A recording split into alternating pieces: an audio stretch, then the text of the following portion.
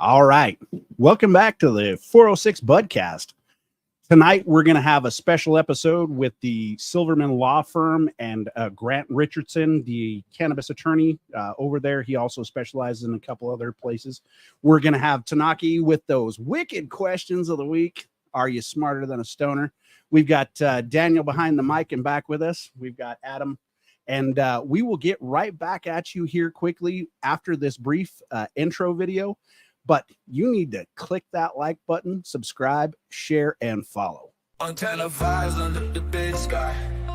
406 Budcast gonna get you high. Adam and Tanaki and Nate bringing the heat. Notes on the way.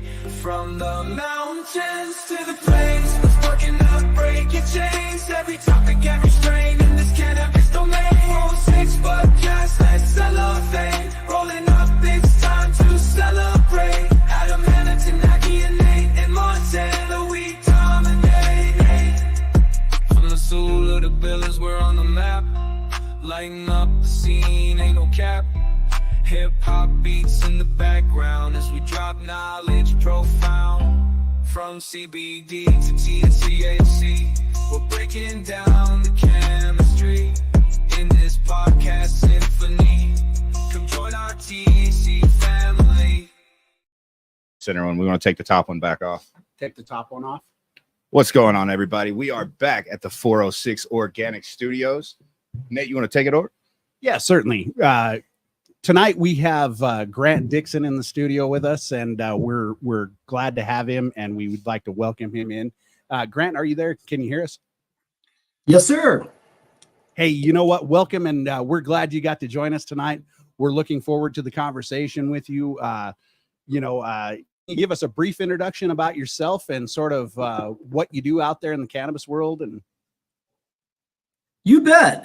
So like you said, my name is Grant Dixon. I'm an attorney with the Silverman Law Office. I'm in the Bozeman office. We've got offices in Bozeman and Helena. And I've been practicing law for 17 years now, which is hard to believe. I started off with Latham and Watkins, which is a great big firm with offices all over the world. I started in the Washington, D.C. office. And after a few years of that, I moved back to Nashville, Tennessee, which is where I'm from originally. And I went to work for a smaller firm there, although any firm would have been smaller compared to Latham. And I did primarily corporate and real estate transactional work. And then about 13, 14 years ago, I made the mistake of coming out to Montana on vacation to fish. And after a few summers of doing that, I finally said, hey, you know what? Being happy 1 week a year is not good enough anymore. And so I pulled the trigger and moved out here almost exactly 10 years ago now. And nice. My practice here at Silverman Law still focuses on corporate and real estate transactional work.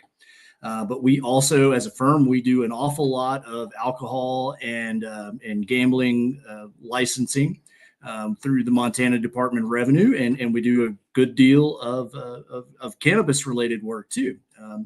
And so most of my work in that area it goes with folks on licensing issues and compliance issues. So that's.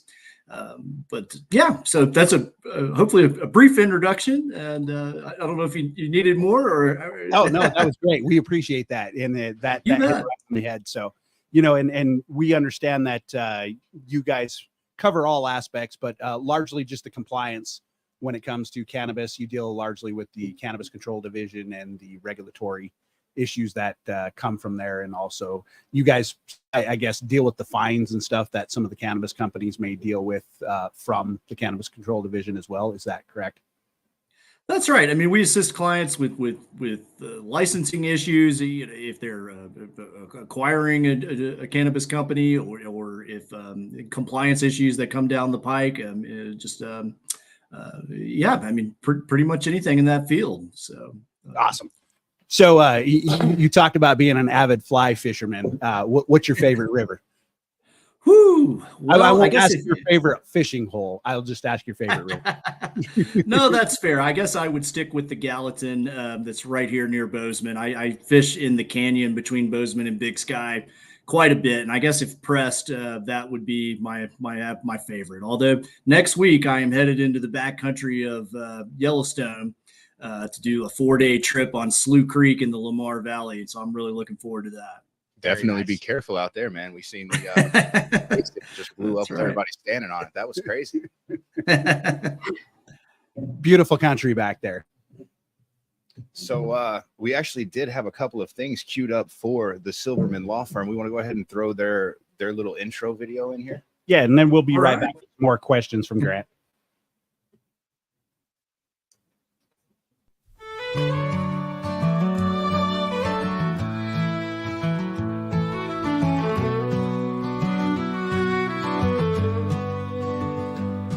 Under Montana skies, where the mountains stand tall, there's a place called Silverman, where folks give their all.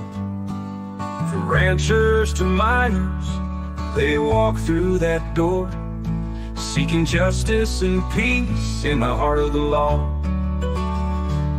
In that old brick building, with its rustic gray stone, lies a story of courage and battles they've won.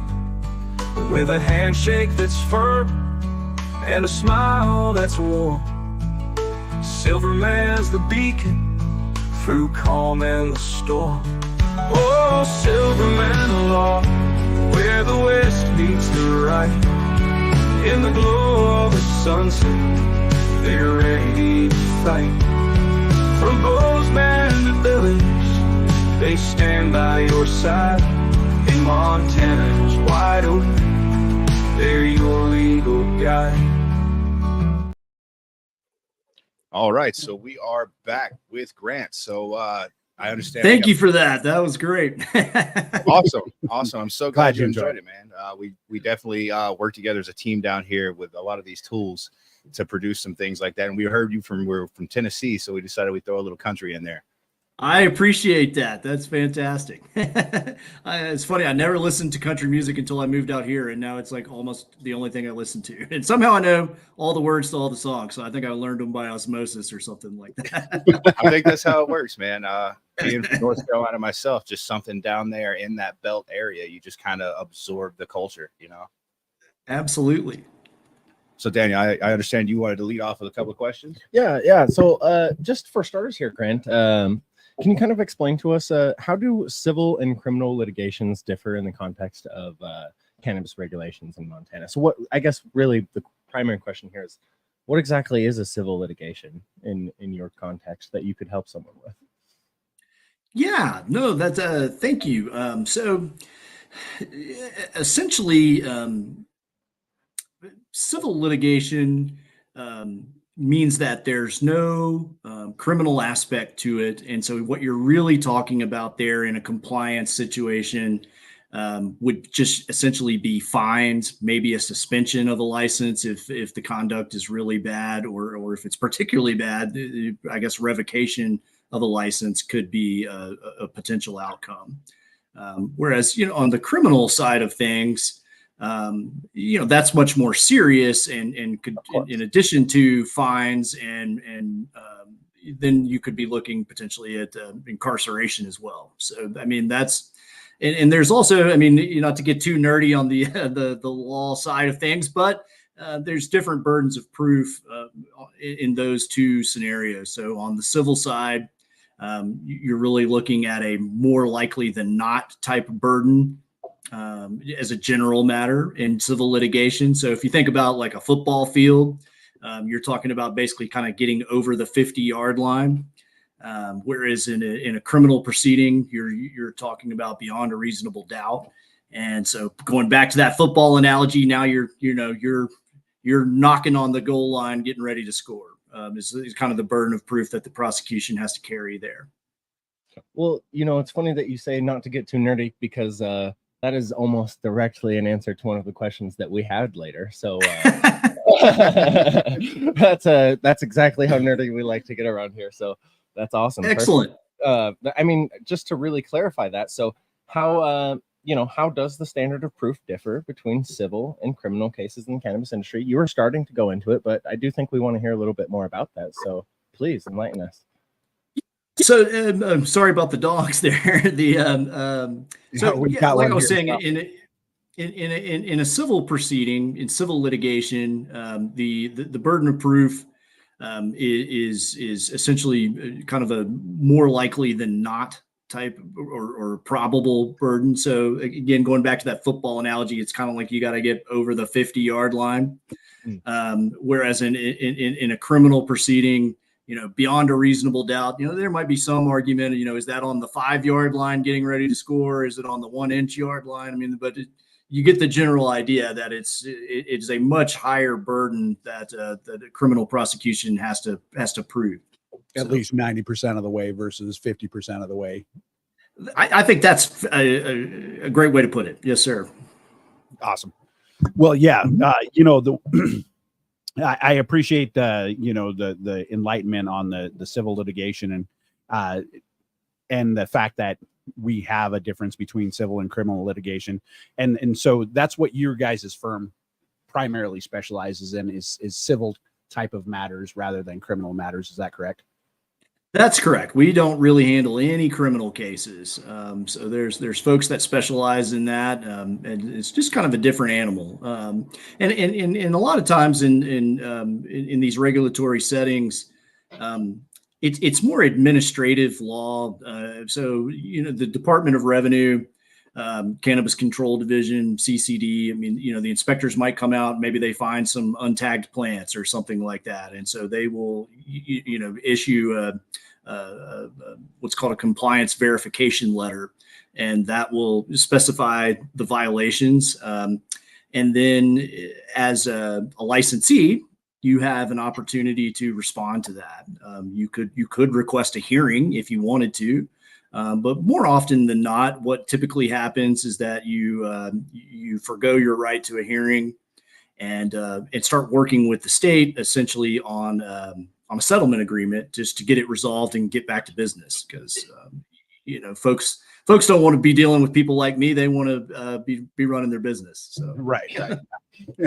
So how do those civil penalties kind of differ from like the fines and such? How do they kind of differ from the criminal charges when they affect a cannabis business?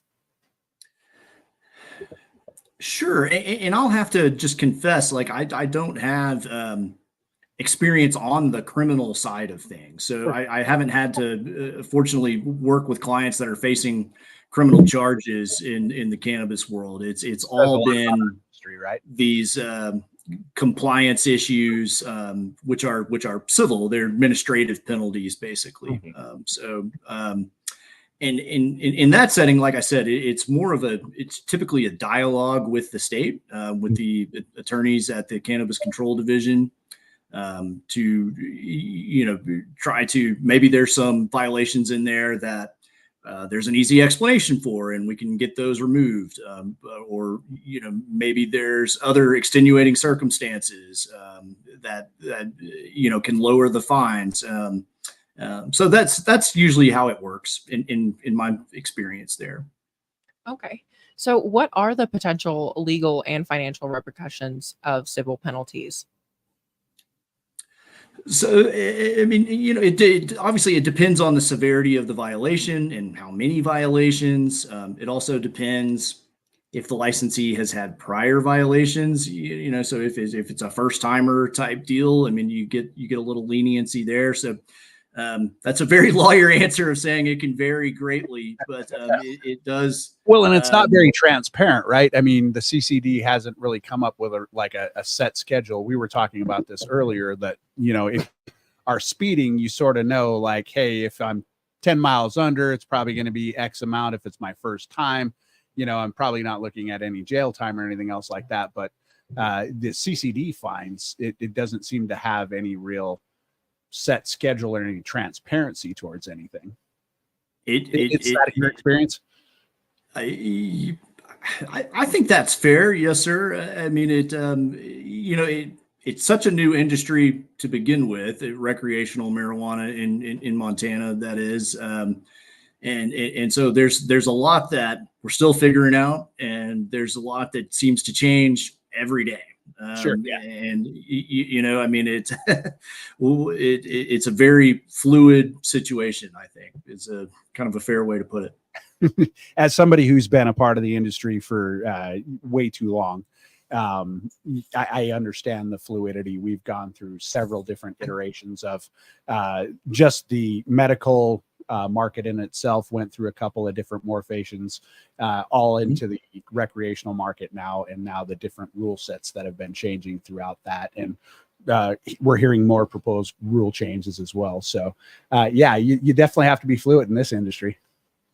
I think absolutely, and I think that's why a lot of folks like come to our firm. I mean, you mentioned when it was medical, everything was under the auspices of the Department of Health and Human Services, or DPHSS, and then when we made the switch to recreational, they put everything under the Montana Department of Revenue. Well, the Montana Department of Revenue also regulates alcohol, which our firm has a tremendous amount of experience in, and I can also see in the way that they're setting up the regulations and the statutes, and even the way that the attorneys at CCD that I interact with, that they are starting to talk about it. They're kind of moving towards a paradigm where they're regulating cannabis like they do alcohol. And so I think that's helpful that we have that big background on the alcohol side of things and dealing with the Department of Revenue. Sure. Yeah. So how would you say would be a good way for a dispensary to be prepared to go into like an appealing process over any sort of civil fines issued by the CCD? Well, I think you know, if it's within your resources, you know, to work with an attorney who's gone through that process before, because it's really scary when you get one of those letters. And so I understand that. But you know, the attorneys, we've done a bunch of them, and so we can work with the Department of Revenue on that, and get your story and get, you know, whatever mitigating factors there might be, or explanations. You know, I mean, it's not always as clear cut as maybe the inspector makes it out to be in their report, and in the violations that come out of that. So sometimes the violations are duplicative, and so, you know, we can, there's a little bit of a process, but it's, you know, trying to do it on your own. I mean, you certainly can. It's just, it's always great to have somebody who's got your back, who's done it a time or two, I think. Definitely. Absolutely. Yeah. Especially, I was going to say, especially a bunch of people that sound like they've had some experience with the Department of Revenue before. Well, even in the industry. So obviously those relationships that you build within the Department of Revenue count for something as well, because you know this particular people you can talk to and maybe get some different answers you couldn't normally get if you didn't have those relationships. I think Daniel said it pretty well the other day. He was talking, he was like, man, I used to do this stuff in college, and we'd go over these reports and we'd file these things, and it was all great. He's like, now I do it in real life. And when I get ready to sign my name on the bottom of this, I'm like, oh man, I've got to send this to the Department of Revenue. This is scary. Pretty much what Yep, exactly. You know, the other thing I would add to that is, like, you know, your world is particularly complicated, and it's not just at the state level, right? It's the local level too. I mean, we've got a mishmash of green and red counties, and then even within green counties, you can run into issues, particularly on the zoning front. I mean, so it's just wildly complicated for folks in your industry trying to do business, and so I don't envy you that. Have you had to do much as far as zoning fights? Yes and no. I mean, so you know, it's more about where I've really run into issue are like folks who were grandfathered in red counties, having to work with those counties to make sure they're able to continue to do business, and you know, that they don't lose their investment. So that's been some of the bigger fights that I've been involved in. And I wouldn't even say fights. It's more just like, you know, working with the county attorneys in those jurisdictions to say, hey, you know, look, like these people have been in business a long time before this even came about, and understand that you're a red county now, but you know, the law is pretty clear that you're allowed to keep going if you had a medical license before. So Yeah. Well, one of the things that we had talked about, and I sent you an email regarding, is a few of the Supreme Court decisions that just came down and how those might impact the Montana Cannabis, Control Division and some of the regulatory things, including, what our legislative body needs to maybe be looking at when they're enacting some laws in this upcoming session. So, can you give us any insight on that at all? What you guys are thinking over there at your law firm? Absolutely. Well, I can certainly try. So I appreciate you teeing me up for that one ahead of time. So I think I would start with the case that overruled Chevron, the Loper case. I used that phrase law nerd. I mean, this is like an extremely law nerd type thing. I mean, this is a dramatic change in how the country works, potentially. So just a quick background. So the Chevron, that was a case from 1984. So it was 40 years old. And the basic gist of that case was that if a statute is either silent or ambiguous on a particular point, then the court is supposed to defer to the agency's interpretation of that statute and how it implements it. Okay.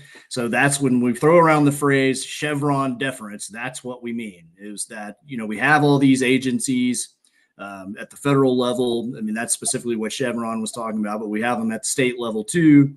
And so, these state agencies implement regulations to implement the statutes. Right. And so for 40 years, it had been the law of the land that if the statute was silent or ambiguous, this is Denise just jumped up in my lap here. Sorry. Hey, Denise, thanks for joining us. The other dogs, Merle Haggard's running around here somewhere. That's my dog. Oh, Merle. Well, we have two songs. He's the master and commander of the studio here. So nice. So for 40 years, that was the law of the land. Is that courts had to defer to agencies' interpretations of statutes that were silent and ambiguous. Okay, so now the Loper case, the specific facts of this case, and I won't spend a ton of time on this, but just so you kind of see what happened. There's this statute that regulates fishing off the coast. And there's an agency that implements the rules for that, the fishery service, essentially. So this statute required certain vessels to have observers on board their ships to make sure that they're complying with all the statutes and the rules. And they had to pay for it, correct? That's right. Now, there was a specific group of vessels, these Atlantic herring fishermen, who aren't mentioned in the statute. But the agency said, well, no, you've got to pay for these costs too. And these observers, having them on the ships, it's not cheap. These people charge like $700 a day. So, I mean, it was a fairly significant, issue for these businesses. Yeah. And so they sued and they lost at the trial court. They lost at the intermediate appellate court. Both of those courts just applied Chevron deference and said, well, the statute's silent on it, so we've got to defer to the agency. And the Supreme Court, as you guys know, overruled and remanded and vacated that decision and essentially did away with Chevron deference. Okay, so that's the lawyer explanation of what happened in the Loper case, but what does that actually mean now going forward? And people are scrambling to try to figure that out. But I think in a lot of ways, the most immediate thing is it gives businesses an opportunity to challenge regulations that they might not have had before. Montana at the state level, we didn't apply quite the same level of Chevron deference in state courts as they do in the federal courts. But so I think that's going to be a bigger impact. I think you potentially see more lawsuits from from folks in the cannabis industry if they band together, if there's a particular regulation that they are upset about. So I think that's one opportunity that would present itself. But I also think it's going to force legislatures to be more specific in the statutes, Right. And because they can't leave things ambiguous anymore. And so that's going to put a big burden on state legislatures, people here in Montana. This is not their expertise, their field, that they gotta deal write with. specific statutes at this point, rather than very ambiguous. Hey, let's leave it sort of generalized. That's right. If they leave it ambiguous, or if they don't speak to a certain point, and it's going to leave it open to challenge now. And judicial So review, it gives more scrutiny to the judicial review aspect of it, rather than just that deference to the agency. So how do you think that's going to actually play out as far as agencies having their own administrative law review courts and stuff like that? I mean, it's sort of the same thing. They're their own court deciding whether or not you had a violation or not, and they're judge, jury, and executioner. And so I don't think we'll see an immediate impact there. So I think that administrative law process of enforcement and things like that, I think that will continue on unabated and probably unchanged.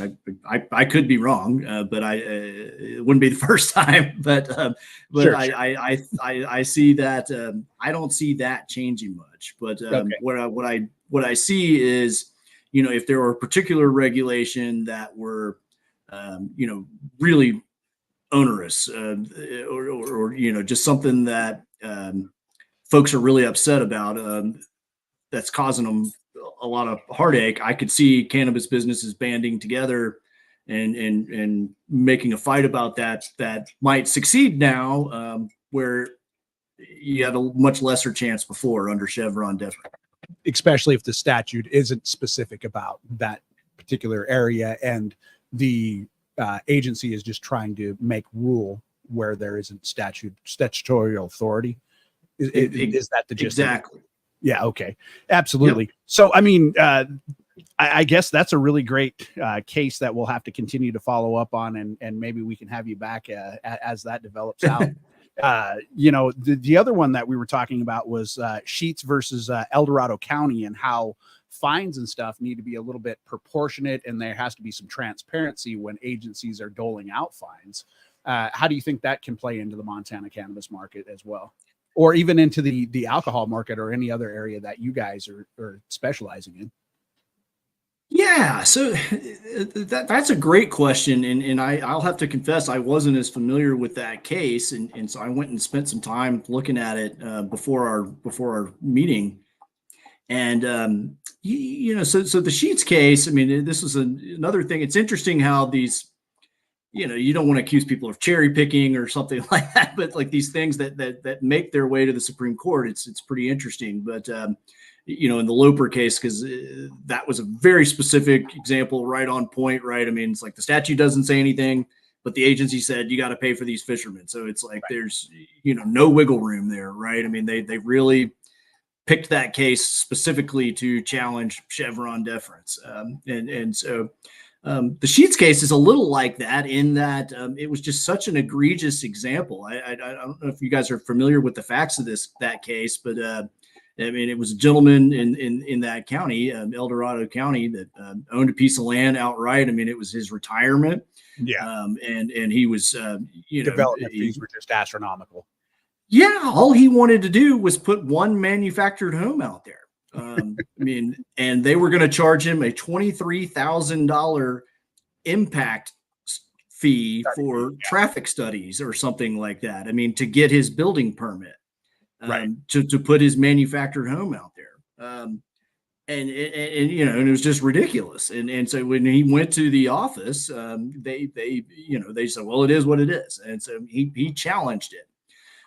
So the sort of the law nerd thing that was interesting about that case is that wasn't a regulation that implemented that impact fee.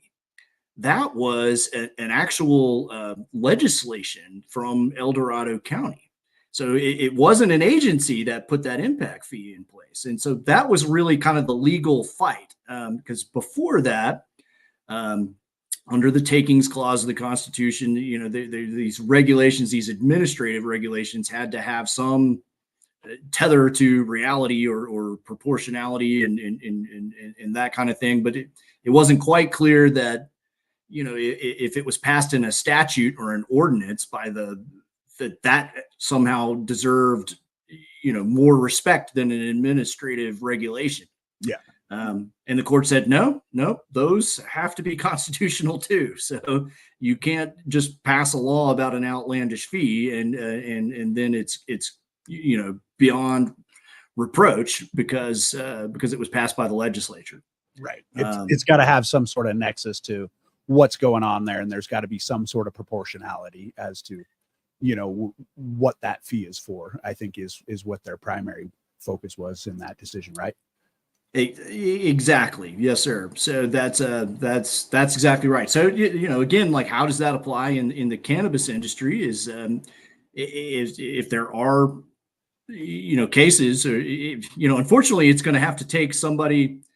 It's going to require a very specific set of facts, right? I mean, it's going to have to be somebody who didn't do something that was that egregious, but then faces monster fines or penalties, and then have the resources to challenge that, and all the way, basically. But I think that would be how that Sheets case would impact the cannabis world.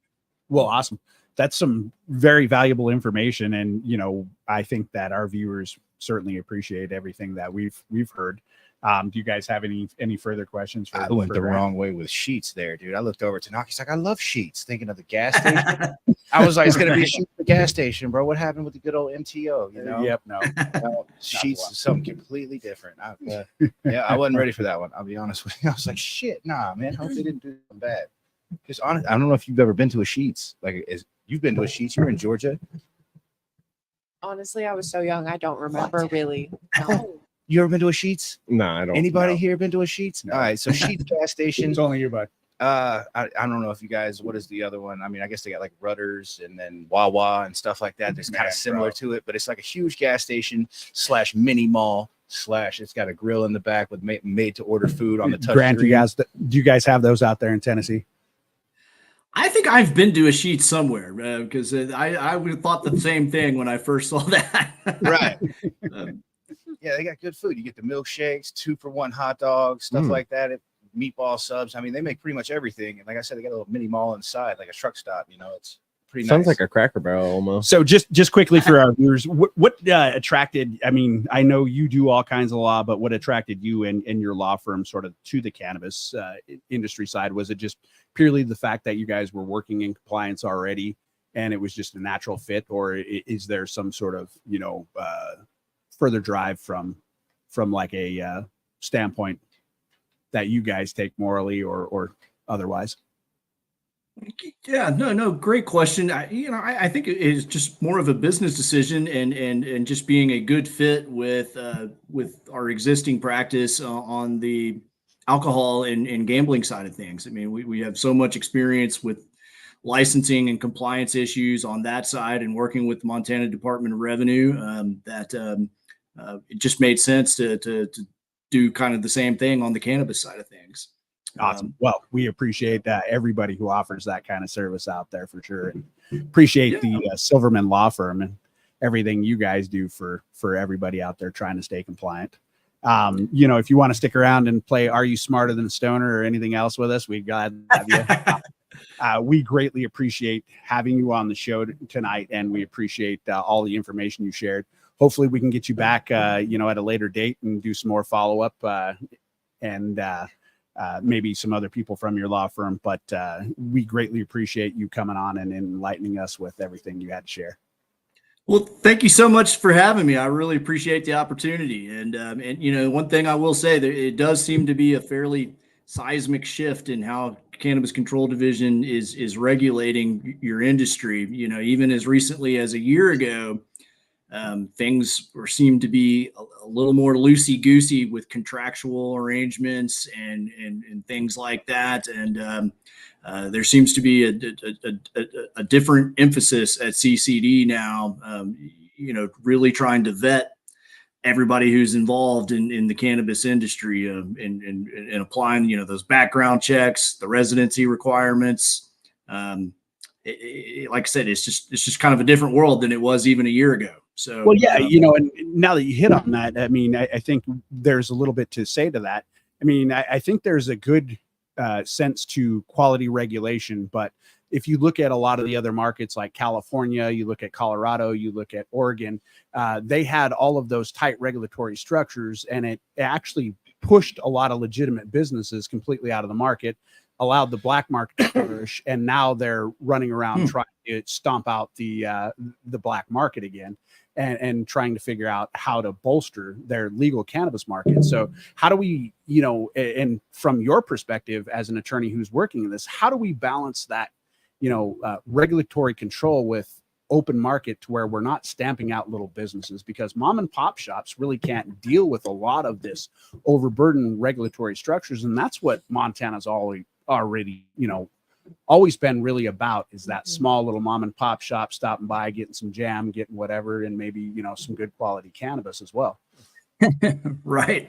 Yeah. I mean, I guess I would say, how you vote matters. The folks, it was an overwhelmingly popular initiative to switch to recreational marijuana. Right. But the state legislature and the governor's office, they're still trying really hard to kind of keep their thumb on that, and so you're just kind of facing an uphill battle, and it's, but like I mentioned earlier, it matters. It's not just at the state level; it's the local levels too. So So what do you think? Voting matters. The federal deregulation, how do you think that's going to impact if that actually does hit before Biden hits out of office? And we actually get down. Oh gosh, if they, that would be, sort of that would be a bigger deal than the Chevron deference going away. I mean, the Chevron deference thing is a huge deal, not just for the cannabis industry, but almost every industry.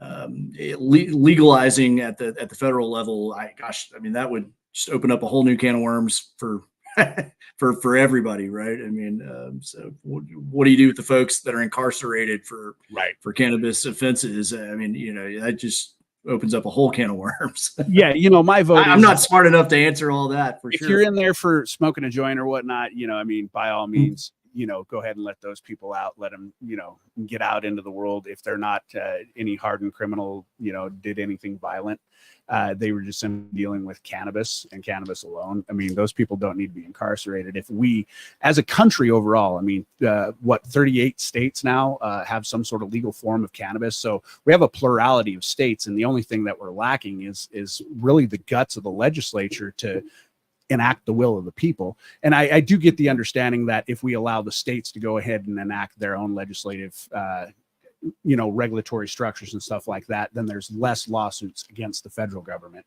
because everybody's going to say, hey, this is top down, we don't like this, so you're going to have 52 different lawsuits going on.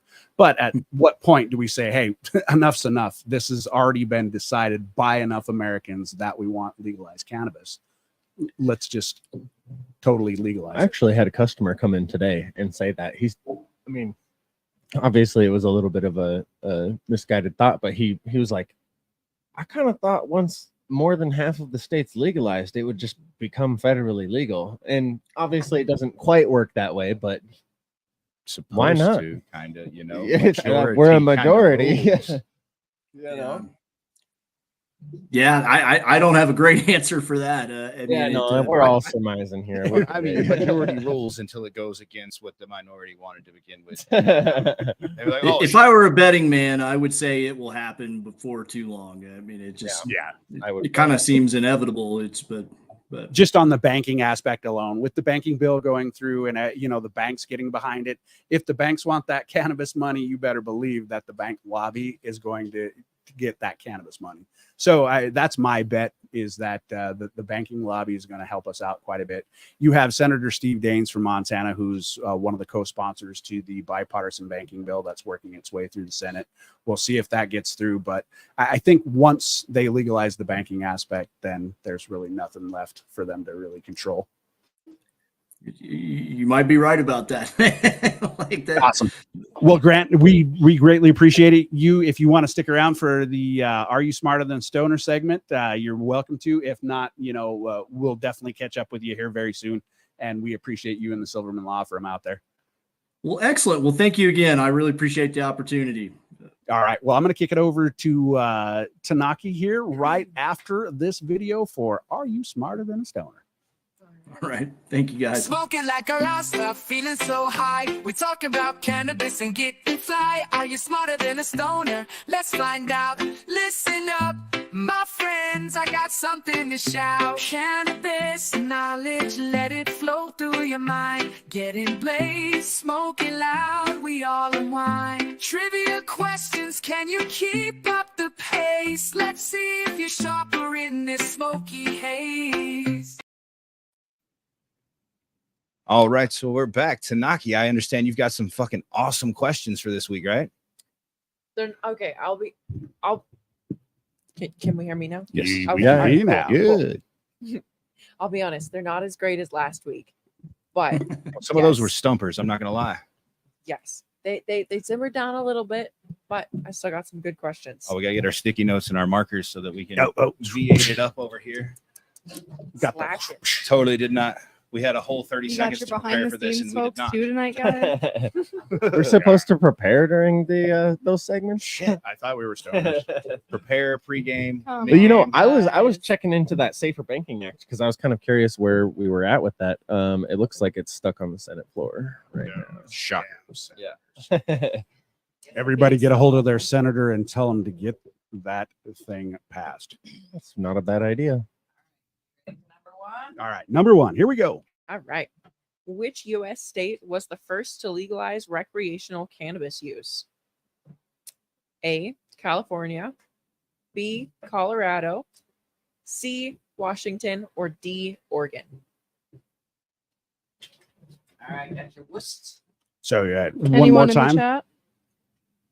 One more time with those. And that was recreation. We got A, California, B, Colorado, C, Washington, or D, Oregon?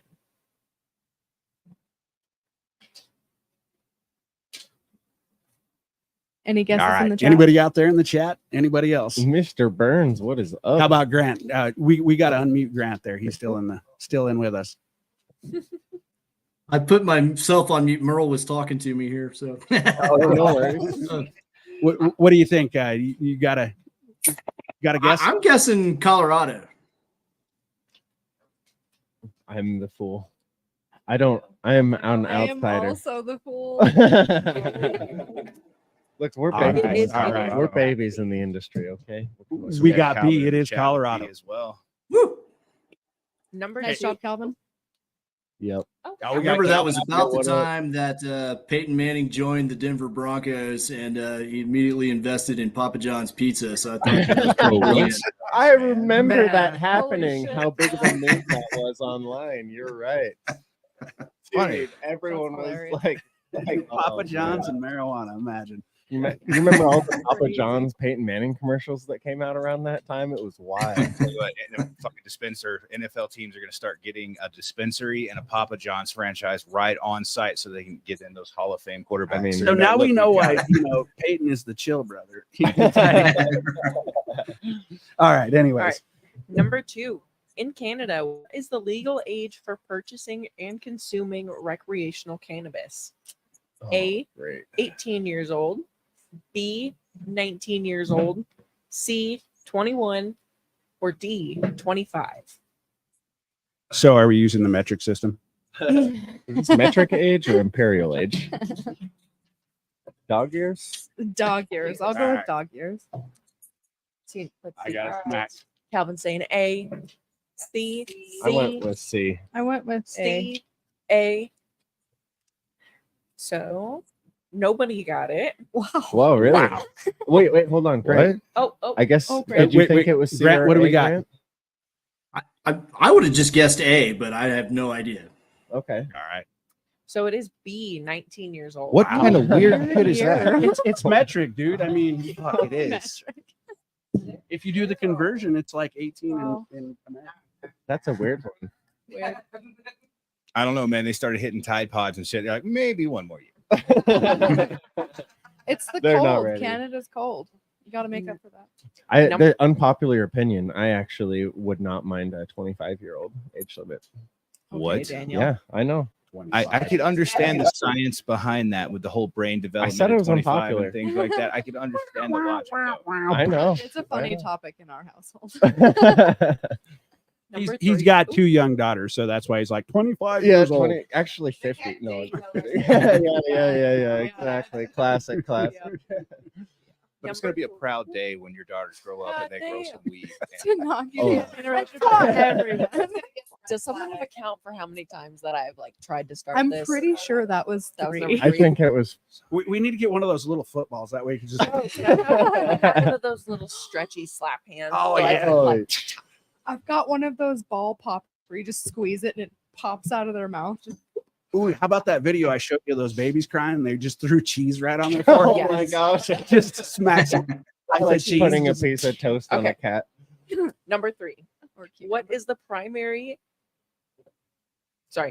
primary international treaty that regulates the use of cannabis? A. The Single Convention on Narcotic Drugs. B.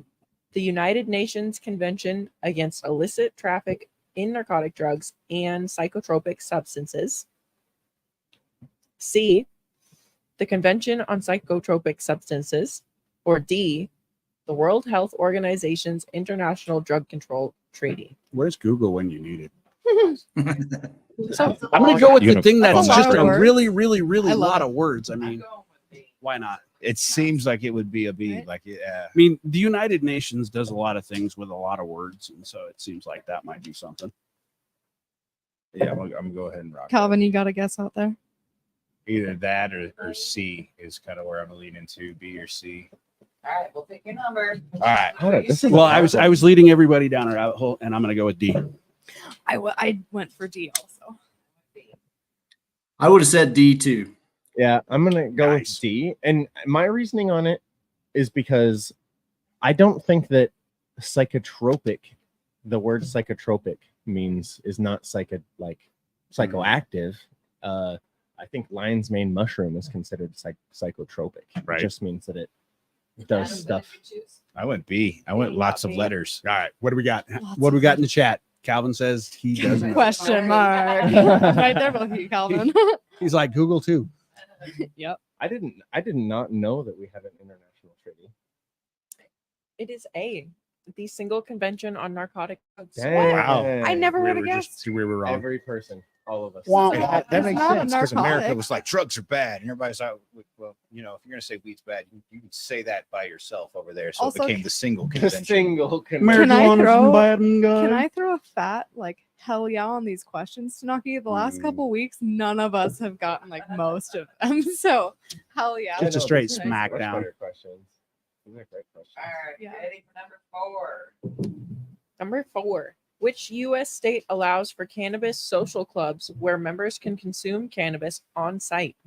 Them A. dudes. A. Nevada. B. California. C. Alaska. Or D. Oregon. You know, Alaska really should.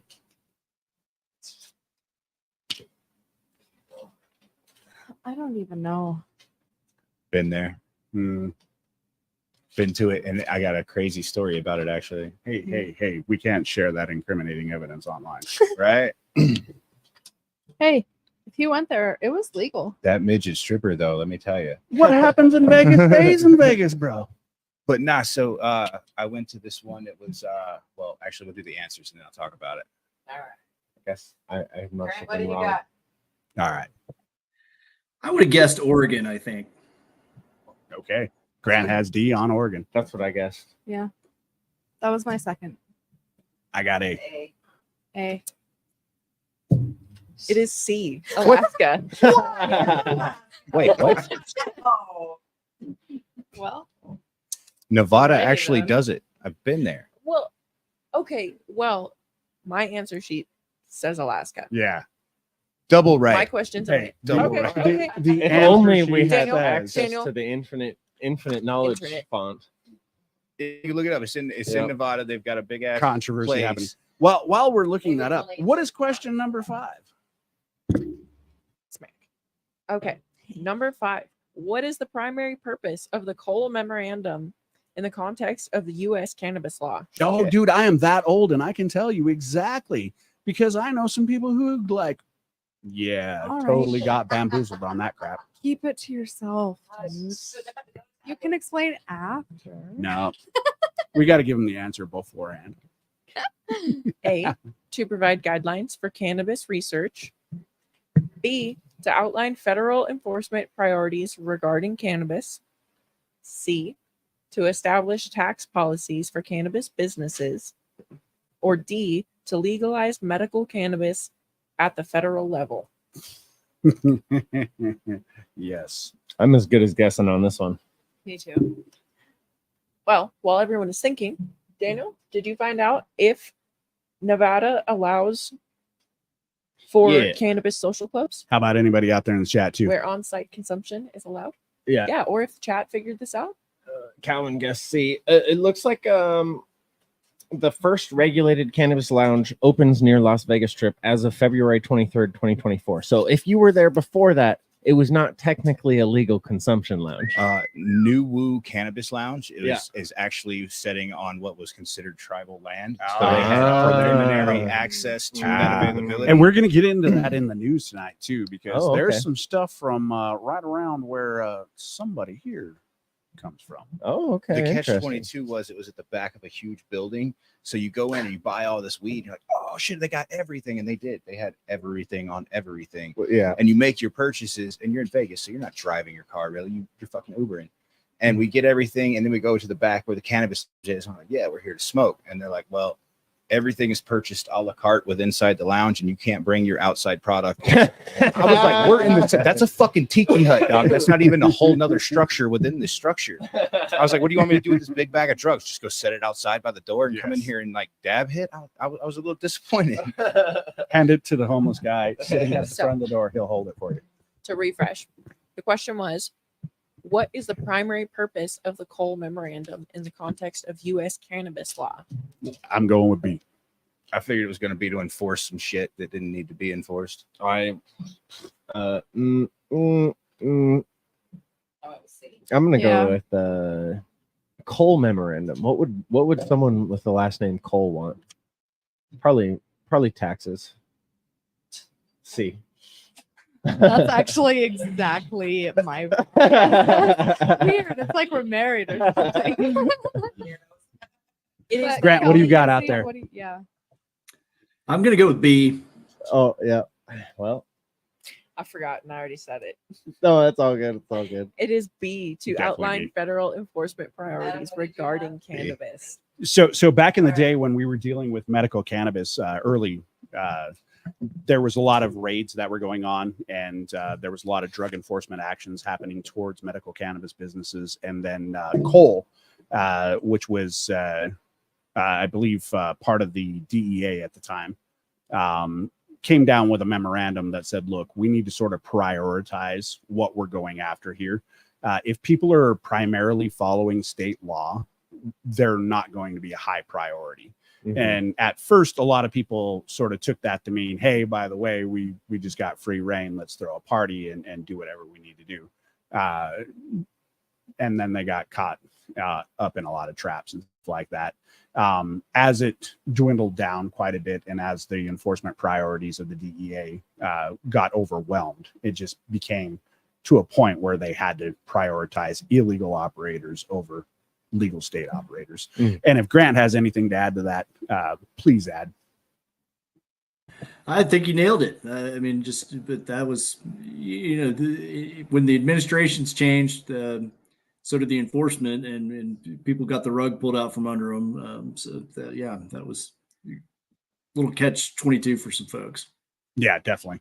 And that was in the early ages of, the cannabis business. And there's a lot of people that we'll be bringing on our show, that was here and started in this industry when that was going on, survived it. A lot of people had their own scares and stuff like that. I know Rich from Mac said he wants to join us. We have Daniel Fanuzzi who wants to join us, several other people that have been in the industry since the beginning of the medical days. And we look forward to hearing from them a lot more. So Tanaki, what other questions you got for us? I don't know, but I just saw the background and it was like an ad for something.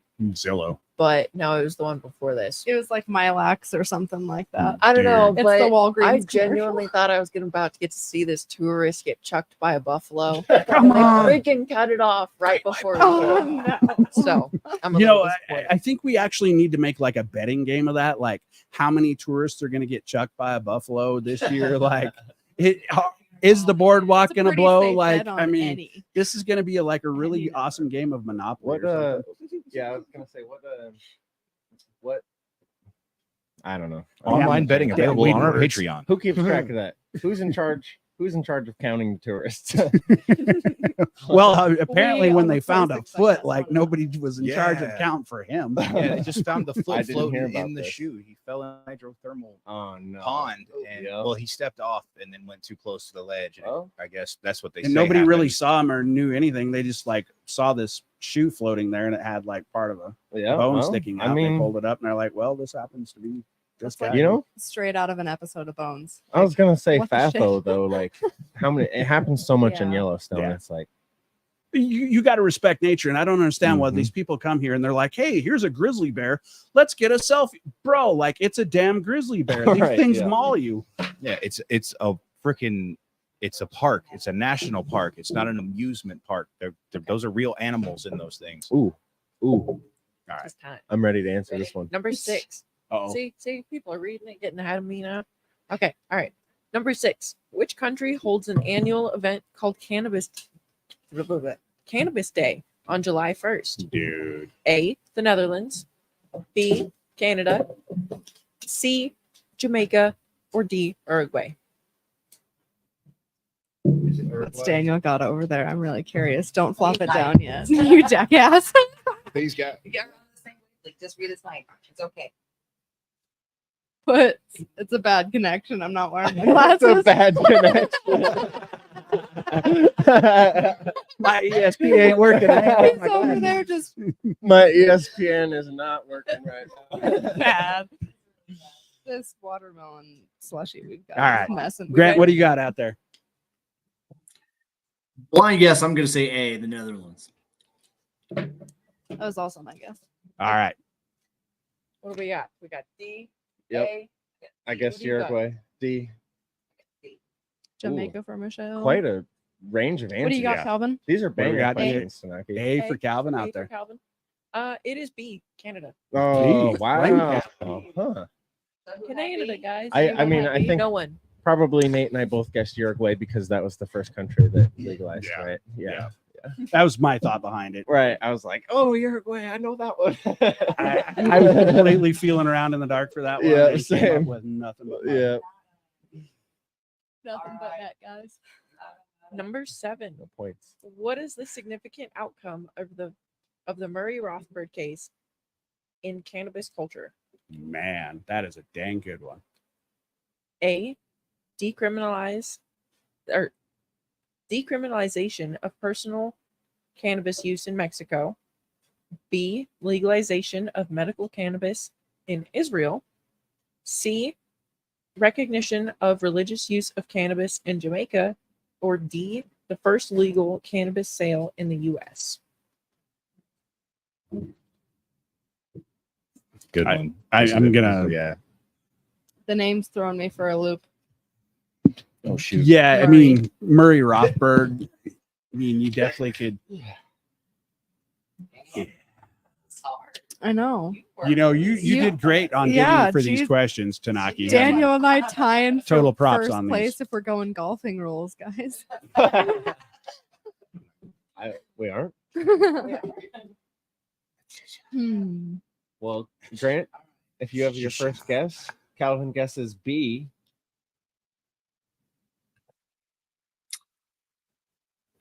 Gosh, I have no idea. I'm embarrassed. I'm gonna go D. Okay. Yeah, I'm gonna go with C. That's what I was told. Don't be That was the embarrassed. first one I Tanaki's held up. wrecking us with Yeah, these these are tough questions this questions. week. I got D.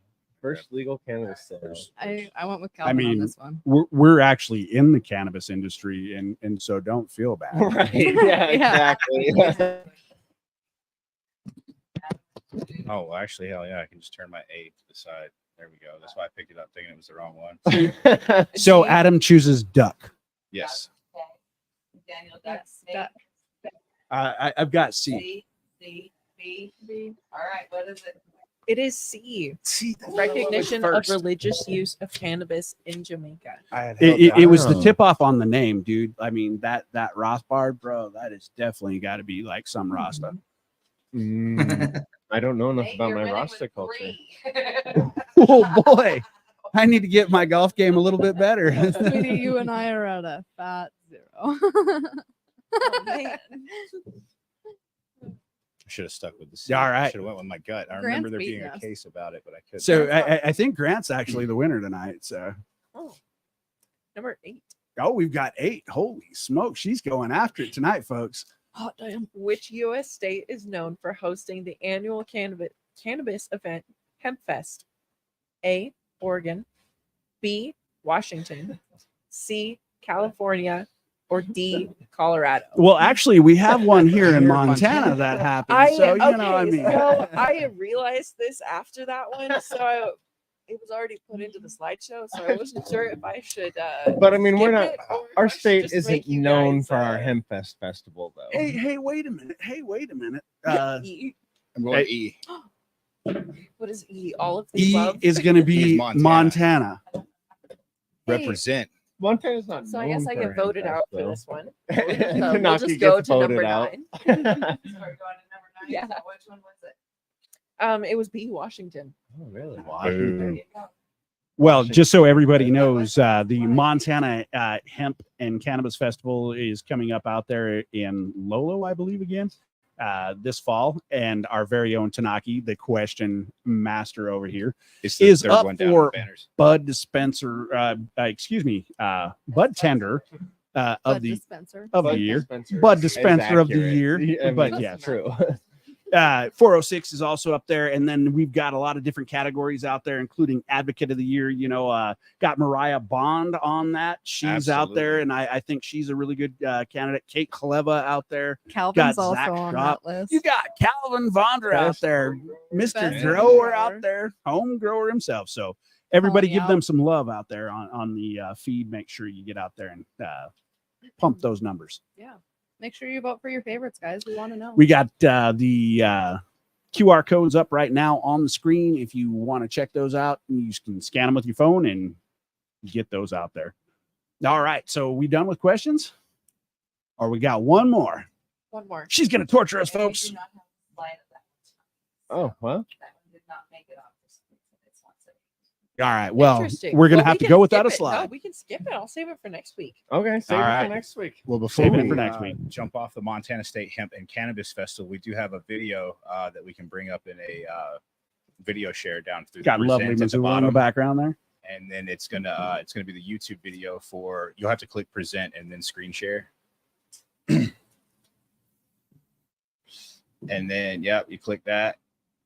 Oh, it's gonna be on the other computer, the one that Michelle's on. But then you click the Montana State Hemp Cannabis Festival, and that'll bring up their video. So as they're trying to get that done, we're going to get into strain of the week here soon. But what is our strain of the week, real quick, Adam? So our strain of the week this week is going to be Lilac Diesel, an actually complex strain. But let's take a look at that video.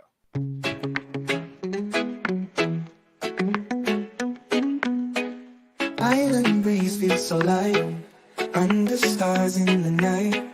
Now you're in my sight. Take a puff, take a flight. Palm trees wave in the air. Carefree moments we share. Relax without our cares. Blissful haze everywhere. Now we feel the fight. relaxation all the time. In the sun we recline, peace of mind we find. Ocean waves kiss the shore, feel the calm to explore. Sense of freedom we adore, chasing dreams we want more. Tropical skies so blue, living life feeling true. Maui while we meet and you, flowing in this groove. Maui while we feel the vibe, feel the vibe, we feel the vibe. Relaxation all the time, relaxation all the time. In the sun we recline, in the sun, peace of mind we find. All right, so we're back from that sweet video of Lilac Diesel. Adam, you going to run us through that cannabis strain of the week? So, Lilac Diesel is a sativa leaning hybrid. It's got a cross of some really great strains in there. Some of my personal favorites, you got a cherry pie mixed in there. It's actually a different pheno. It's a New York cherry pie. Then that's crossed over with a forbidden fruit, which is actually then crossed with a cherry pie itself. It's a tangy cherry pie cross, and forbidden fruit's like in my top 3. So it's an absolutely amazing strain, great terpene profile. It's kind of hilarious to me that they cross like 10 fruit strains and they're like gasoline. Yeah. Well, see, that's where the citral glue that's crossed into it is really kind of popping out with that gassy kind of. Yeah. I think moonshiners would understand why you could cross so many fruits and come out with gasoline. I mean, grandma may have brewed a batch or two back in her time, but as a sativa leaning hybrid, in my personal experiences, I'd say it's a really nice stone. You get that cerebral kind of spacey zone out thing, but you're also kind of really relaxed, kind of like some of that new you guys got down there at the 406 Organics. Oh yeah. What did the naming party come out to, you guys? Oh, I think we had some of that. What was it, brown sugar or something like that? Or Yeah, I think Mama's brown sugar. Mama brown sugar that happened down there. Really good, guys. Mixture of a lot of different of the flavors that we just recently harvested, stuff like that. Mo Treats, Adam and those guys over there, Adam and Gina, we greatly appreciate everything they're doing. I could probably list off at least the top like 6 strains that are. Go ahead and hit it. I mean, we're We're gonna put you on spot. We got Black Bubba. We got I could name off all Black the Bubba, top 6. Amnesia Haze, White Widow. I mean, what do you want here? You got double gum. We got blueberry muffin. We got cookies. We got Girl Scout cookies. What's their pineapple? We're chunk like in there? dust to Ooh, dawn of pineapple weed over chunk. here. Banana Mac. But that green Banana crack, Mac, I mean, come probably. on, people. I think that might not be in the same mix, but Yeah, I yeah, don't that think so. is I think coming. this That's is a on our black shelves right now, bubble. though. Oh my goodness! And the taste on that is citrusy. How about that Acapulco Gold? If you want to get into that old school. Yep. I believe you guys had a really. shelf by Monday. The Acapulco Gold. You guys had a Oh, really I'm high fine. testing Acapulco Gold. Damn near fucking cannabis cup level Yeah, that Acapulco thing. Gold. Our You know total what? Cannabinoids on that was like 27% or something. Yeah, according to all of the statistics, I mean, it's right around, I think like 25, 26, and then we hit at the very, very top end of that, pretty much on that level. So, I mean, I got to give it up to everybody who was working in the garden there. My wife, Daniel, Tanaki, Adam, I mean, Hannah, everybody sort of threw in, watered the girls, made sure everything was taken care of, got through some cold moments, got through some heat moments, but came out with some fire crop for everybody to enjoy out there and both medicinally and recreationally. So, yeah, absolutely. I know we were talking about the Montana State Hemp Festival. I believe we've got the video queued up, just something that Aaron and Shelly have out on their page. So make sure you're sliding over and checking them out.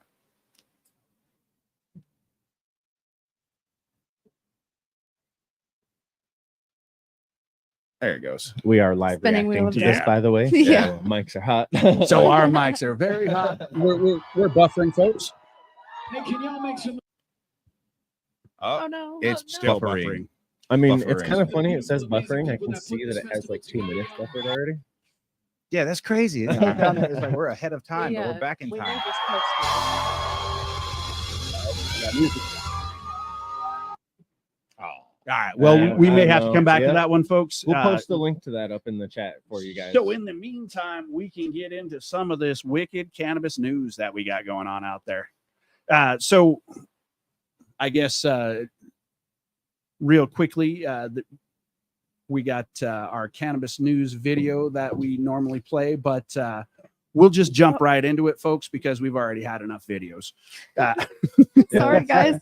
A little late on the queue there. So anyways, in the global cannabis market, we've got a pretty good surge going on out there. Anybody want to take a guess at what the estimated cannabis market has produced in 2024 so far? Globally. 100 billion gazillion quadrillion. So I feel like dollars. that's a legitimate question. Are we over $1 billion? I'd say we're like 100 billion globally. 100 billion global. I don't say it's 100 billion. I'm going to say less than that. I'm going to say 1.4 to 3 billion. 1.4. I think it's about 1 billion. All right. That's what I'm guessing. So according to a lot of great information and a lot of great polls out there, the global cannabis market is projected to reach 61 billion in 2024, thanks to the expanding legalization efforts and growing consumer acceptance. The surge is driven by developments in Europe and North America, folks. So, by the way, there's a $61 billion cannabis market that you could get a part of. That may be a reason for the legislative body out there to sort of jump on this banking bill and everything else and get us poised to actually be part of the global community that's going to take part of this. Yeah, So as far as sorry, go ahead. I was gonna say, they want that 0.5% transaction fee I on mean, come $61 on, every billion. one of those swipes, I mean, they already want 20% tax. I mean, why not get the 3.5% Come on. swipe fee? It would make everyone's life better at this point. Everybody just needs So Switzerland, they're preparing for some groundbreaking cannabis trials that's set to begin in this autumn.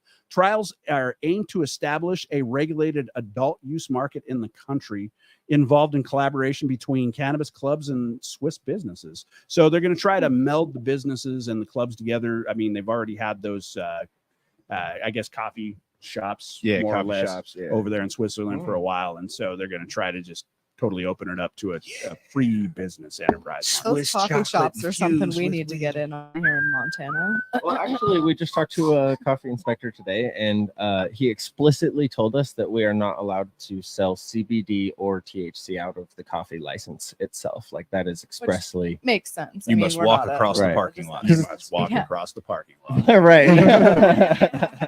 So 20 just for steps. everybody, I mean, go ahead and give yourself a self plug out there. All I right, mean, yeah, so yeah. My wife and I are opening up a coffee shop over on base Highway 312, or Highway 87, 13213 Highway 87. For now, we do have the official address, although it is not on Google yet, so we'll just send you there for now. Yeah. Yeah, that's it. Buzz Right. Bean Look for Coffee. the little wooden camper out Yep. there. That's us. The Buzz Bean Coffee Coming right next to the soon. 406 Organic Shop. Yeah, we just had our pre-opening inspection. Got a couple of things to change, and then we'll give them a call next week. Hopefully, we should be open in a couple of weeks, so we'll be seeing you guys out there with some delicious coffee. I We'll get know. some coffee. We got Testing Montana next week. Coffee Traders. Ooh. I'm Mm. So coming to the Highway 87 Commerce Center and right next to 406 Organics, Yes, Buzz Bean sir. Coffee. Well, getting back to some U.S. cannabis news here, North Carolina. Yep. I believe we've got somebody here from that state. Oh yeah, man. Great little state, hotter than shit between the months of February to September. But between that, it's a pretty nice place. I heard you had a little bit to say about Montana earlier and just a bit about this heat wave and Yeah, no, fuck this shit, dude. I'm gonna put it straight out there. There's no reason that you should go to -50 and like what feels like 150. Like, I know it was 105, but still, that is a 155-degree temperature shift in a single environment. And science says that shit's not supposed to happen and sustain life. Yeah, Come on, dude. You that's aren't what used happens to in the Montana. We 40 defy degree science. nights and 90-degree days. So out there, the Eastern Band of Cherokee Indians in North Carolina is set to expand recreational cannabis sales at the Great Smoky Cannabis Company to all adults 21 years or over, starting September 7th, 2024. This development marks the first recreational cannabis sales in North Carolina, offering a unique opportunity for those people out there in North Carolina. I promise you, this will be shrouded in issue now that they open it up, because it explicitly, when they first opened on 420, it said that this was going to be a medical facility, and then they would actually honor out-of-state medical cards. So, you know, it stayed on a certain level, and then if it leaves the reservation, you're back on North Carolina state land, and you're having to comply with those laws. Yeah. With them opening it up to absolutely, I mean, they're going to make hand over fist. Dude, people are going to drive all the way across the state, out of Tennessee for sure, down from Virginia, up from South Carolina. They're going to be getting, I mean, shit ain't far from Clemson So University. North Carolina needs to get off the stick and get with the rest of the world. Well, yeah, but I'm just thinking, like, a lot of people are going to be traveling onto that reservation and not complying with the don't leave the reservation with your weed law. Yeah. So just have a warning out there for people who might want to travel off the reservation. You know, think about it, or at least check into the laws, check into the local areas and jurisdictions. Make sure that you're keeping yourself safe out there. Ohio recreational sales are launching. So sales next week, they're expecting the first Ohio recreational sales to hit. So all of our friends out there in Ohio, enjoy it and stay lifted out there. So who gets the first license in a state? You know, that's always who sells the first weed in a state. Right. You Well, know, the answer in North Carolina was the Cherokee, man. You know, Yeah, and I I guess believe so. in Montana, I think at least the first dispensary might have been Lionheart. So I don't. I believe. I mean, I think I've seen them say, you know, Yeah, Montana's yeah. first dispensary and stuff like that. I doubt they'd make that claim falsely. But hey, if you think that you had your license before them, we would love to hear from you. We'll see. We'll check. Because we're going to hear from actually I talked to Daniel Fanuzzi. He's got some more information about the genetics of the Montana Silvertip, and he's going to be coming on and giving us some more enlightening information about that. So we look forward to hearing from him. But so just a little bit of information on what's going on as far as markets and regulations. New York crackdown. So New York authorities have closed almost 1,000 illegal cannabis shops since statewide crackdown began in April. So obviously there's a huge black market still happening in all these areas that have regulated cannabis markets. New York is going after them pretty hard and heavy, and they knocked down close to 1,000. I think California also knocked down close to 750 illegal cannabis businesses. And cannabis in California is heavily regulated, the testing market, everything else like that. So, I mean, I think that goes to what we were talking about with Grant earlier. Where do we find that balance between regulation and just stifling business to where they can no longer operate properly? Right. When I was down in North Carolina, and I went to that to the tobacco shop that I told you was selling the CBA doobies. Yeah. That had it like just staring at watching 20-year-old paint dry. We're sitting there talking back and forth about cannabis and stuff like that. And he had to mention, I won't drop the name of the shop or anything, but he's like, yeah, I've got 2 tobacco shops up in New York, and we just sell pounds out of the back. We'll have 1 pound here and then another pound right off site. And we'll usually make $20,000-$30,000 a day selling it over the counter. And he's like, every now and again, they'll come in and they'll hit you and they'll take the pound that's in the shop. And about a day later, we just go grab a pound out of the storage and bring it in and keep selling it. It's like $20,000 a day out of a fucking tobacco. He's like, yeah, that's not counting vapes or anything. He's like, that's just selling weed. And that's what I was reading online too. I think the issue that they're running up to in that New York market is just that they didn't really have any solid regulation in place to actually prevent it. Yeah. So they had a lot of good regulation in place for legal businesses, but none that actually prevented the illegal business.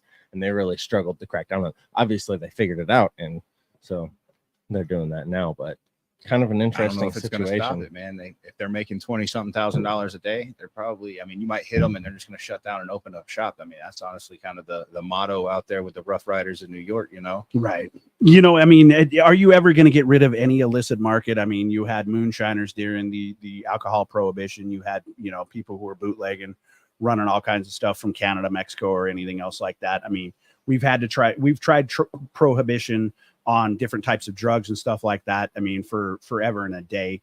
I mean, heroin, you know, cocaine, everything else like that. There's still a large amount of them that get into the U.S. I mean, the issue is I think for me, at least, we need to focus on treatment and drug awareness and prevention. You know, I mean, if somebody wants to get into using cannabis or something else like that, we should be able to educate them. They should be able to get some proper education on how to use it properly so that they're not feeling like they're overdosing on it and stuff like that, that they're not taking way too many of the edibles and stuff like that.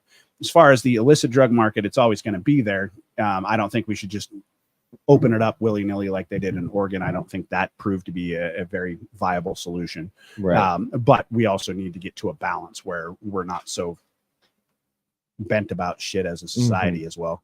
Well, you hit on the education. I'm always a strong proponent for education. We had a customer come in today who told me that they bought an edible from a different shop, but it was 100 milligrams edible, and they didn't really understand, and no one explained to them, so they ate the whole thing, and they said they passed out basically for a full day, and they're like, don't want to do that again.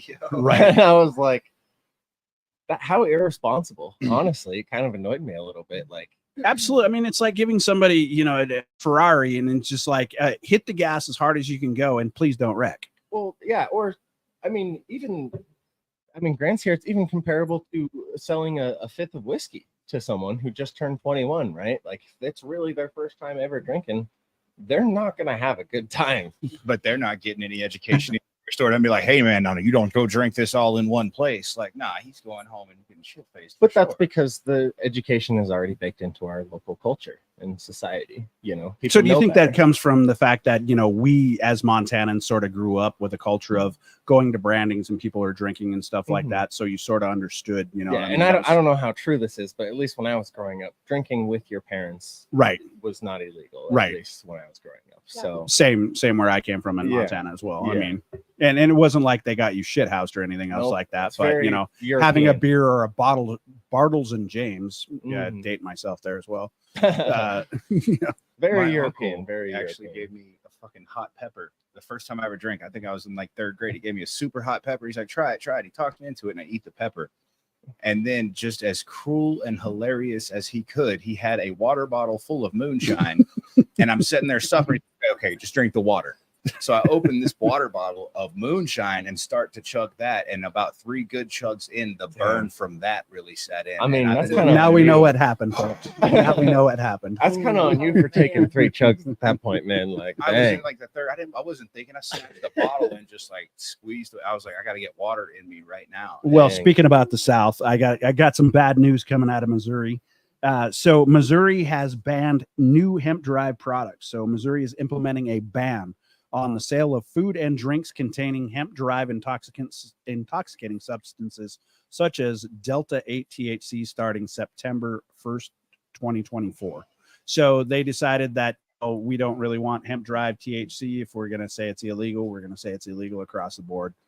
So unfortunately, Missouri no longer going to be getting that Delta 8 stuff. You're going to have to hop across the border down there to Oklahoma, or maybe over to Colorado or some other state that is tourism, baby. I thought Missouri had just gone in and legalized medical cannabis or something like that not too long ago. So they should be seeing some like real dispensaries. Yeah, they should be, you know, and we'll see how all that plays out. I mean, each state has a significant challenge on how they roll out their regulatory structures, but Massachusetts, I mean, they're slaying it up there, bro. Yeah. Like, I saw you. Hey guys, I'm sorry to interrupt, but I'm going to run. No my worries. laptop's about to die. So Okay, I Grant, thank you very apologize. much. We appreciate you coming Thanks on. for joining us, man. I really appreciate the opportunity. This has been a blast. You guys, I thank you very much. Awesome. Well, you stay safe out there, and tell everybody at the Silverman Law Firm we appreciate everything they're doing, and we greatly appreciate it. Excellent. Thank you for the invitation. All right. So yeah, Have a good Massachusetts. night. As far as everything goes out there, let's just guess how many sales they've done in Massachusetts so far. Okay, so we have some starting data. We know the global market cap is 61 billion, or the global revenue, right? I mean, so if we divide that by like 5,000, no, I'm just kidding. Massachusetts has 180 reached a significant milestone by surpassing $6 billion in cannabis sales. This achievement is attributed to the state's expanding delivery services one and social state? equity program, which continue to support the growth of the cannabis industry in the region. 10% of global. 10% of global in Massachusetts. Bro, you know, they say it What is a kinda- depressing ass place to live, and now we know that's everybody smoking weed. And, that's all they do. That's all they do. Just sitting there smoking. I mean, I kind of want. how potent is it? We What's need the to- quality? Right. What's We the need to do a test, terpenes? because Boston used to be like the angry fucking get at the bar, Well, you know- drinking, fucking wicked smart. I'm gonna fucking throw Look. up hands at the bar, you know. But now 10% of the global cannabis consumption is in Massachusetts. I bet you they're pretty fucking chill right now, man. I tell you. Yeah. I just- Well, you know, Those it's decent chill motherfuckers. right. We're looking out here I've almost heard- close to Boston. I've heard from a lot of people that grew up in Montana and have been smoking weed in Montana now for, I mean, sheesh, it's been legal here for almost 20 years, medically or recreationally. The weed we have in Montana is actually dope. It's top quality, it's top shelf. Yeah. I feel spoiled. I've only ever had marijuana from apparently a pretty dope place. Yeah, honestly, you know, and traveling around, what is it? You know, I mean, back and forth across. So I've hit states for sure. Mhm. You know, the Northeast has its niche of just kind of the way the cannabis effects really set in overall, and then like Florida has more of like, honestly, I didn't get a lot of cerebral stone out of a lot of different weeds in Florida. It was kind of more of a mellow, like lighter high. I was like, what are you guys doing down here? I thought you went fucking hard in Florida. You got alligators and crazy shit, but your weed's kind of mild. And you slide out to Colorado and like up here to the Midwest a little bit and things like that, or well, not really the Midwest, but like Montana, Mhm. it really has a multiversal kind of thing. You've got your really strong indicas, your really nice sativas, and just Right. Well, I mean, I can think of a number of strains that have come out of this area. I mean, you've got Golden Goat coming out of Colorado, I Right. believe. Rasta Jeff. I mean, that's an amazing sativa. We've got Silvertip and Montana Silvertip and Yeah. all of those derivatives coming out of Montana. strawberry cough, Strawberry coming out down cough. that way in Colorado. Yeah. I did not know that came out of Colorado. That makes sense, though. I mean, Well, and I think it, as Daniel was saying, the original Silvertip came out of an outdoor grow bag he got from Mendocino, California. Ooh. So oh, okay. it Not me, Daniel, by the way. right. Well, that's an interesting way of weed changing too. You know, you've got some weed in Mendo that was grown this particular way. It produced some seeds and it was taken to a whole new environment, and it just adapts and breeds a whole new phenotype of cannabis. Well, that's what I keep trying to tell people. Like, if you're growing a vegetable in your vegetable garden, Yeah. and you grow it for a number of years, that becomes your cultivar of that specific vegetable, and it's going to be unique to your garden, the way you grow, the stressors, your environment. I believe that weed is the same. I agree. You can have Blue Dream from 5 different dispensaries. You're going to get 5 different smokes. for Yeah, sure. I mean, if they're growing in coco coir versus Mhm. sphagnum peat moss or soil or hydroponic, those are all going to give you different flavor profiles for sure. You're definitely going to get some different, I would say, different terpenes as well, Mhm. just from them different grow styles. And if they've had their mothers around for a while, then those mothers are going to be more resilient to stress and more used to their garden, so they're going to be able to uptake nutrients better. I think that there's some fire stuff out there in Billings. Oh, speaking of fire stuff, Steve got a hold of me today, so Yeah. look forward to this. I know that we're coming up on wrap up here, guys, but Uncle Steve coming in clutch, saying he's going to be going around town shopping, looking to make a fruit salad for us, and he's going to be coming in and introducing a couple different strains that we can mix up together. Oh, nice. Steve's Yes, mixology. sir. Well, That's Uncle right. Steve and the Steve's mixology. bringing in some mixes for us. Yeah, some fruit salad recommendations, he said. You guys are going to have to tune in and check that out. Mm-hmm. Well, I tell you what, I've been mixing green crack and crescendo lately. That has been an amazing sativa Yeah. blend. We had that smoke this morning, and it actually plays well as far as flavor, everything else like that. Still focus, get some work done. I think it's a really great one. I like Mhm. green crack for that reason alone. I mean, I can smoke it even in the dab form and still just focus, get a lot of work done. mm-hmm. Honestly, yeah, they're good recommendation there. I feel like that'd be a great combo for sure. Green crack's my favorite house cleaner. Yeah, for sure. Got you over there folding the dishes. Yeah. No. Folding Daniel and I dishes got so and much stuff done, and we probably smoked like two, maybe 3 joints of that Yeah, blend. yeah, we did. We occasionally mix an indica into it to help kind of level back out a little Settle bit. you but- down. Yeah, we Yeah, it was- defoliated and topped probably over 100 plants today. So Yeah. it was a busy day for us. Absolutely. Yeah, no slacking at the 406 crew here. I just had a cricket fly right over my head. It hit the top of my hair, and I thought, and it Jiminy. landed, and I was like, "Son of a!" And it jumped right off. I was like, "Whoa!" That's good luck. Jiminy Cricket is I hope coming to so. see us, folks, and Yeah, he's he dropped dressing in. Adam over here. Well, we are at about an hour and a half here, folks. So I don't Oh, know wow. who wants to take us out of this, but I'm sweating. I mean, I think you did a good job at starting it off there. So why don't you go ahead, Daniel? All right. Well, hey everyone, thanks once again for joining us on the 406 Budcast. As always, we are proud to be here at the 406 Organic Studios, sponsored by 406 Organics. We got GDRC, Montana Cybertech Incorporated, 406 Organics, Buzzbean. I think I said that one already. Anyway, Keep have a saying wonderful it, night, folks. Hey. Buzzbean on Highway Remember 87. to like, subscribe, share, and follow, and invite all your friends and let them join in on the fun. Yep, absolutely. Hell yeah. Have a great night, guys. Time. Stay lifted.